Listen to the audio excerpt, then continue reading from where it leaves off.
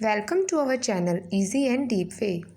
आज हम important MCQ के अंदर असेसमेंट फॉर लर्निंग सब्जेक्ट्स की नेक्स्ट सीरीज शुरू कर रहे हैं। इस सीरीज को हम बिल्कुल स्टार्टिंग से रिवाइज करेंगे पूरे के पूरे सिलेबस को, और साथ में हमने इसके कंसेप्ट बाइट्स प्रोवाइड करवाए हैं जो कि आपको लास्ट में मिलेंगे। तो इस वीडियो को बिल्कुल अच्छे से समझिए क्योंकि आपको सारा का सारा सिलेबस दोबारा से रिवाइज करवाया जाएगा। शुरू करते हैं फर्स्ट क्वेश्चन से। A process by which information is obtained related to some non-objective or goal, यानी कि वो कौन सा प्रोसेस है जिसमें हम किसी भी ऑब्जेक्टिव और गोल को अचीव करने के लिए इंफॉर्मेशन ऑब्टेन करते हैं। तो हमारे पास दो चीजें हैं, एक होती है असेसमेंट और एक होता है असेसमेंट फॉर लर्निंग, जो कि हमारा सब्जेक्ट भी है, और फिर है मेजरमेंट और इवेल्युएशन। यानी कि जब हम किसी भी गोल को ऑब्जेक्टिव को अचीव करते हैं तो ये देखने के लिए वो कितना इफेक्टिव है, तो उसके लिए हम क्या करते हैं, असेसमेंट करते हैं। तो ऑप्शन ए होगा इसका आंसर। नेक्स्ट है the collection of all possible data and evidences with respect to learning. अब इसमें आ गया ना, learning of concept in a particular subject is, यानी कि जब वो पहले था क्या कि हम किसी भी चीज को करने के लिए एक ऑब्जेक्टिव और गोल सेट करते हैं और फिर उसको अचीव करने के लिए हम असेसमेंट शुरू करते हैं। लेकिन अब हमारे पास क्या आ गया, हमारे पास एक पर्टिकुलर सब्जेक्ट आ गया, उसके कंसेप्ट को लर्न करना है, तो उसका मतलब क्या होगा, असेसमेंट फॉर लर्निंग, कि भाई उस चीज को लर्न करने के लिए हमें असेसमेंट करनी है। ठीक है, नेक्स्ट है इसमें न्यूमेरिकल और quantitative data for assessment include. तो हमने असेसमेंट करते हैं दो तरीके से करते हैं, एक होता है क्वांटिटेटिव फॉर्म में और एक होता है क्वालिटेटिव फॉर्म में। तो क्वांटिटेटिव फॉर्म में क्या करते हैं, हम उनको मार्क्स देते हैं, स्कोर्स देते हैं और ग्रेड्स देते हैं, उसके थ्रू असेसमेंट की जाती है कि भाई कितनी हमारी परफॉर्मेंस है, और परफॉर्मेंस एनालिसिस किया जाता है। तो ऑल ऑफ दिस होगा इसका आंसर। नेक्स्ट है, अब है qualitative data for assessment involve. तो क्या क्या होता है क्वालिटेटिव डाटा में, कि जिसमें हम क्वालिटी को मेजर करते हैं कि भाई हाँ बच्चे का उसमें सब्जेक्ट में कितना इंटरेस्ट है, कितना उसको कंटेंट पता है, कितना उसको कंसेप्ट पता है। Participation level of student in classroom, वो क्लास के अंदर कितना अपना पार्टिसिपेशन देता है, उसकी स्टडी हैबिट्स को देखते हैं, तो ये उसकी क्वालिटी को मेजर किया जाता है। तो इसमें क्या होगा, ऑल ऑफ दिस आंसर होगा। नेक्स्ट है who defines assessment as the process of defining. तो मतलब हमें डिफाइन करना है पहले, फिर सिलेक्ट करना है किसको, ऑब्जेक्टिव्स और गोल्स को, फिर उन्हें डिजाइन करना है जैसे हम प्लानिंग करते हैं, फिर उन्हें कलेक्ट करना है यानी कि सारा मटेरियल डाटा इंफॉर्मेशन कलेक्ट करते हैं, फिर उसको एनालाइज करते हैं, इंटरप्रेट करते हैं, and using information to increase students learning and development. किस लिए करते हैं सारी की सारी चीजें, स्टूडेंट्स की लर्निंग को इंक्रीज करने के लिए। तो ये किसने बोला था, ये इरविन ने बोला था। तो ये चीज आपको लर्न करनी पड़ेगी। नेक्स्ट है इसमें the process by which the attributes और डायमेंशंस या फिर करेक्टरिस्टिक्स, यानी कि उसके गुण, उसकी विशेषताएं of some objects are quantified is called. तो उनको क्या किया जाता है, क्वांटिफाई किया जाता है। तो इसमें क्या होगा, मेजरमेंट के अंदर उनके एट्रीब्यूट्स को, उनकी कैरेक्टरिस्टिक्स को और उसकी डायमेंशंस को क्या किया जाता है, क्वांटिफाई किया जाता है। ठीक है, मेजर किया जाता है यानी कि। नेक्स्ट है standard instrument like scale, thermometer etcetera are used in. तो मेजरमेंट करने के लिए हम कौन से इंस्ट्रूमेंट यूज करते हैं, जैसे स्केल हो गया, थर्मामीटर हो गया, जैसे मान लो किसी की हाइट मापनी है तो उसके लिए हो गया एक इंस्ट्रूमेंट, किसी की एज है, तो ये सारे के सारे मेजरमेंट के में यूज होते हैं। तो ऑप्शन सी होगा इसका आंसर। नेक्स्ट है इसमें who defined measurement as the assignment of numerals to objects और इवेंट्स अकॉर्डिंग टू रूल्स। तो किसने बताया है कि हम क्या करते हैं, ऑब्जेक्ट्स और इवेंट्स को रूल्स के अकॉर्डिंग असाइन करते हैं, किसमें, न्यूमरल्स फॉर्म में। तो ये कैम्फर ने बताया था। ये किसकी डेफिनेशन है, मेजरमेंट की। इसके अलावा हमने असेसमेंट, असेसमेंट के टाइप्स और मेजरमेंट, इनके ऊपर वीडियो बनाई हुई है, आप उन्हें ऊपर डिस्क्रिप्शन सजेशन बॉक्स में देखिए, लिंक दिया हुआ है, और उन्हें प्लीज अच्छे से रिवाइज कीजिए, इससे आपके कंसेप्ट और भी पक्के हो जाएंगे। नेक्स्ट है इसमें which of the following is और आर फंक्शंस ऑफ मेजरमेंट। तो मेजरमेंट के फंक्शन होते हैं जो कि कौन से हैं, प्रोग्नोसिस यानी कि प्रिडिक्शन करना, डायग्नोसिस यानी कि डिटेक्ट करना और रिसर्च यानी कि उसको ढूंढना। तो क्या होगा उसमें, ऑल ऑफ दिस इसके फंक्शन होंगे। तो रिसर्च में मेथड्स और टेक्नोलॉजी के थ्रू ये हम आगे डिस्कस करेंगे, मेजरमेंट करते हैं। नेक्स्ट है इसमें dash is a function in which predictions, तो अभी हमने पढ़ा था कि जिसमें प्रेडिक्शन लगाई जाती है, पहले से ही प्लानिंग की जाती है, एस्टिमेशन बनाए जाते हैं, आर इन्वॉल्व रिलेटेड टू, किससे रिलेटेड, एनी टेस्ट और डिसीजन, उस टेस्ट और डिसीजन से रिलेटेड, तो उसको क्या बोलेंगे, प्रोग्नोसिस फंक्शन। नेक्स्ट है इसमें various tests can be used to detect और आइडेंटिफाइड, डिटेक्ट यानी कि उसको ढूंढना, वेरीफाई करना, एजुकेशनल नीड्स इन, तो किस में यूज होते हैं अलग अलग टेस्ट एजुकेशनल नीड्स को फाइंड करने के लिए, आइडेंटिफाई करने के लिए, इसमें होते हैं डायग्नोसिस फंक्शन में। तो डायग्नोसिस का मतलब ही क्या होता है कि प्रॉब्लम को ढूंढ के उसका सोल्यूशन करना, ठीक है। नेक्स्ट इसमें the value judgement made about the phenomena taking into consideration the quantitative information and qualitative information collected on it over a particular period of time is, यानी कि हम क्या करते हैं जब भी किसी चीज में क्या इवेल्युएशन करते हैं तो उसमें हमें किसकी चीज जरूरत होती है, क्वांटिटेटिव डाटा भी होना चाहिए, क्वालिटेटिव डाटा भी होना चाहिए और वैल्यू जजमेंट की भी वो कितना ठीक है ये चीजें भी होनी चाहिए। तो ये किसके अंदर आता है, इवेल्युएशन के अंदर आता है, ठीक है।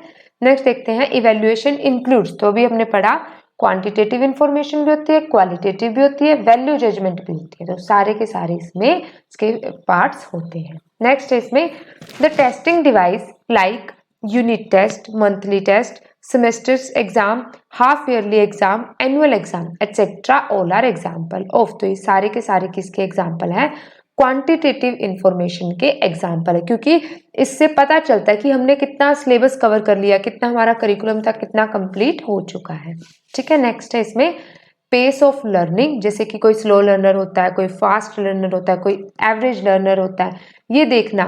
लर्निंग डिफिकल्टीज को देखना कि उसके क्या क्या प्रॉब्लम्स आ रही है जिसको हम डायग्नोज करते हैं। कोजेज ऑफ लर्निंग डिफिकल्टीज के कारण पता करना, किसके द्वारा, particular student during learning if particular concept different learning style adopted by a particular student all are example, यानी कि टीचर क्या करता है बच्चे की डिफिकल्टीज को, उसके कारणों को, ये सारी चीजों को डायग्नोज करता है, तो ये किसके अंदर आते हैं, उससे उसकी क्वालिटी का पता चलता है कि भाई बच्चा कितना अच्छे से इफेक्टिव वे से पढ़ रहा है।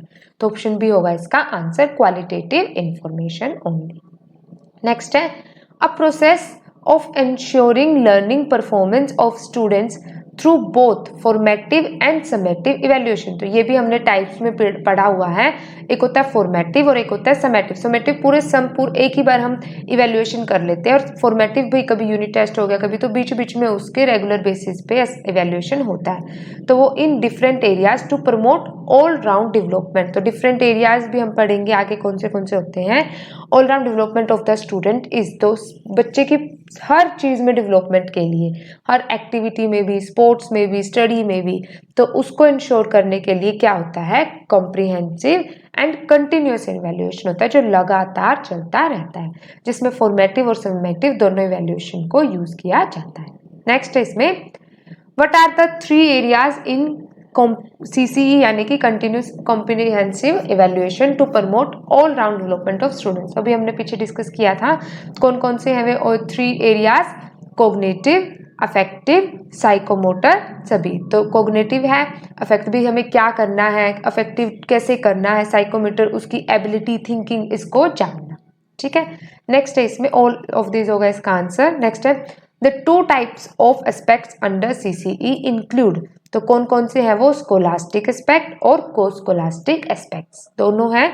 इसके आगे पढ़ेंगे हम स्कोलास्टिक एस्पेक्ट्स को भी, कि students knowledge, understanding and application ability in mathematics are assessed under, किसको, जो स्कूल के अंदर ही परफॉर्मेंस होती है, बच्चे की नॉलेज को, बच्चे की अंडरस्टैंडिंग को, उसकी एबिलिटी को जानना किसी भी सब्जेक्ट में, जैसे मैथमेटिक्स में कि भी वो एप्लीकेशन एबिलिटी की भी, उसको फॉर्मूलाज कितने अच्छे से लगाने आते हैं, कैसे उसको कैलकुलेशन करनी आती है, तो ये क्या होगी, स्कोलास्टिक एस्पेक्ट्स के अंदर आएगी।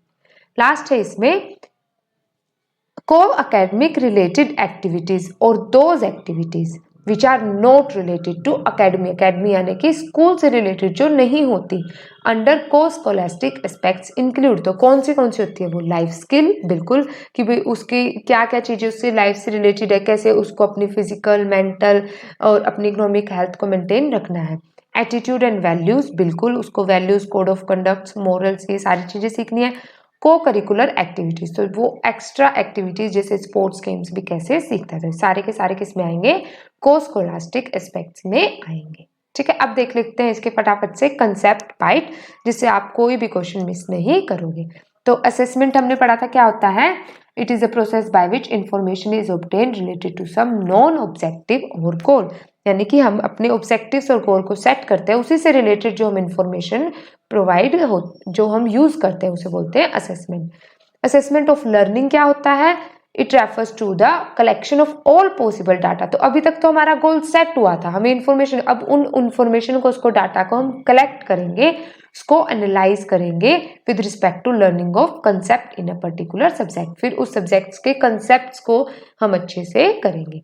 असेसमेंट डाटा में भी न्यूमेरिकल और क्वांटिटेटिव, ये भी हमने पढ़ा था। क्वांटिटेटिव में होते हैं मार्क्स, स्कोर्स, क्वालिटेटिव में होता है interest of student in learning of subject, content, concept, involvement in subject related activities, participation level of student in the subject related activities, in the class pace of learning of student, learning style of student, study habit of student. तो ये इससे बच्चे की quality भी, उसको कितना अच्छे से आया है, उसके कंसेप्ट कितने क्लियर हुए हैं, ये इसमें देखेंगे। All these यानी कि क्वांटिटेटिव और qualitative aspects of student learning data are collected in the process of assessment. तो ये असेसमेंट के प्रोसेस में हेल्पफुल होते हैं। An assessment of learning is always done with a specific और डेफिनाइट पर्पस। पर्पस क्या हो सकते हैं? जैसे remove the learning difficulties, difficulties को रिमूव करना, कॉजेज ऑफ लर्निंग डिफिकल्टीज, उनका कारण ढूंढना, एनहेंसिंग द लर्निंग, उसको बढ़ावा देना लर्निंग को, remove the weaknesses of the student, तो उनकी वीकनेसेस को रिमूव करना। To know the exact status of the specific tool like diagnostic test, personal interaction of teachers with student, one teacher to other teacher and teacher to parents. तो यानी उनके बीच में interaction होना चाहिए। क्या जो पेरेंट्स होते हैं, जैसे पीटीएम भी करवाई जाती है, पेरेंट्स बच्चे की कमी को टीचर्स को बताते हैं और टीचर्स पेरेंट्स को बताते हैं, तो ये भी असेसमेंट में बहुत हेल्पफुल होता है। नेक्स्ट है इसमें measurement. Measurement refers to the process by which the attributes यानी कि उसकी खूबियां और डायमेंशन और characteristics of some objects are quantified. इसमें क्वांटिफाई की जाती है, मेजर की जाती है। कैसे करते हैं क्वांटिफाई? ये भी it is quantitative in nature. It has two things, one is quantity and second is unit of measurement. तो जैसे एज है, एज क्या है? उसकी क्वांटिटी 15 ईयर्स, ईयर्स क्या है? उसकी यूनिट ऑफ मेजरमेंट। हाइट है, हाइट क्या है? उसकी क्वांटिटी, और 6 फीट उसकी क्या होगी? Unit of measurement. ऐसे ही वेट है 60 kg, तो ऐसे ही टाइम है 2 आवर्स। तो स्टैंडर्ड इंस्ट्रूमेंट क्या होगा इसके? जैसे scale, thermometer etcetera use in measurement.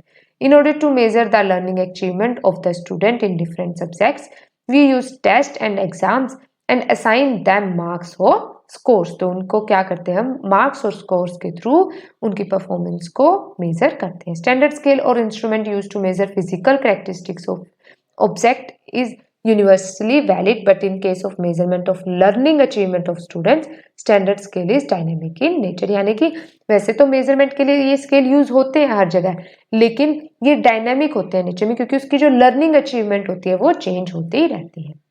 Next है अब इसमें डेफिनेशन। डेफिनेशन भी हमने की थी कि it is the assignment of numerals to objects और इवेंट्स अकॉर्डिंग टू रूल्स। ठीक है, measurement and evaluation are often used interchangeable. तो मेजरमेंट और इवैल्यूएशन को हम एक ही साथ यूज भी कर सकते हैं। फंक्शंस क्या क्या पढ़े थे हमने? प्रोग्नोसिस फंक्शन, डायग्नोसिस फंक्शन और रिसर्च फंक्शन। देखते हैं ये क्या होते हैं। पहला है प्रोग्नोसिस फंक्शन, यानी कि फोरकास्ट यानी कि प्रेडिक्ट करना।